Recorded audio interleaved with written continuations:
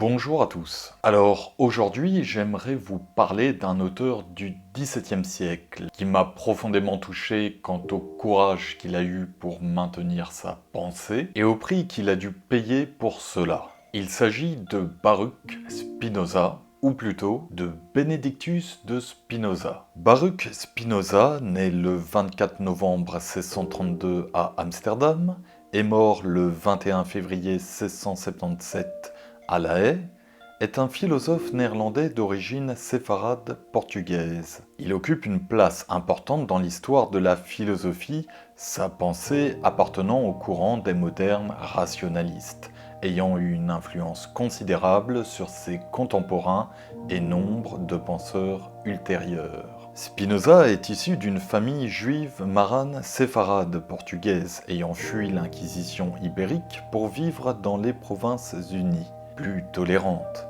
Le 27 juillet 1656, il est frappé par une excommunication de la communauté juive d'Amsterdam. Peu de temps auparavant, un homme aurait même tenté de poignarder Spinoza.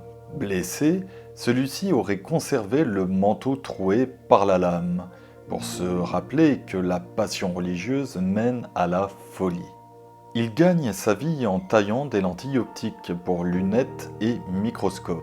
Il est fréquemment attaqué en raison de ses opinions politiques et religieuses et son traité théologico-politique, dans lequel il défend la liberté de philosopher, sera censuré. Il devra aussi renoncer à publier de son vivant son œuvre majeure, l'Éthique. Il meurt en 1677 de la tuberculose, ses amis publiant alors ses œuvres. En philosophie, Spinoza est, avec René Descartes et Leibniz, l'un des principaux représentants du rationalisme.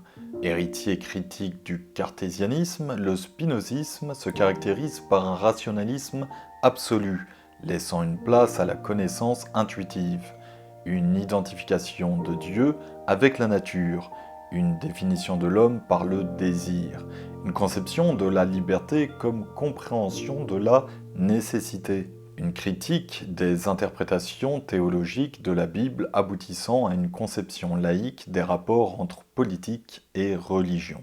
Après sa mort, le spinozisme connut une influence durable et fut largement mis en débat. L'œuvre de Spinoza entretient en effet une relation critique avec les positions traditionnelles des religions monothéistes que constituent le judaïsme, le christianisme et l'islam. Spinoza fut maintes fois admiré par ses successeurs, Hegel, Nietzsche, Deleuze, et d'ailleurs Bergson disait que tout philosophe a deux philosophies, la sienne et celle de Spinoza. Vous l'aurez compris, Spinoza est un philosophe majeur dans l'histoire de la philosophie. Et c'est donc la raison pour laquelle je compte bien sortir plusieurs vidéos de son travail philosophique. Enfin, pour terminer sur cette introduction à Spinoza, cet auteur nous rappelle que dire ce que l'on pense s'accompagne toujours de conséquences. La question est de savoir si,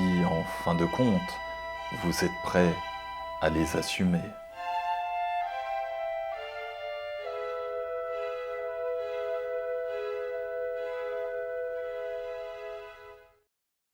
Je vous remercie une fois de plus pour votre attention. Je vous invite à liker, commenter et partager cette vidéo. D'autres vidéos sur Spinoza suivront. Je vous dis donc à bientôt dans une prochaine vidéo. Et n'oubliez pas, comme le faisait Spinoza, philosopher c'est bien, mais incarner sa philosophie, c'est encore mieux.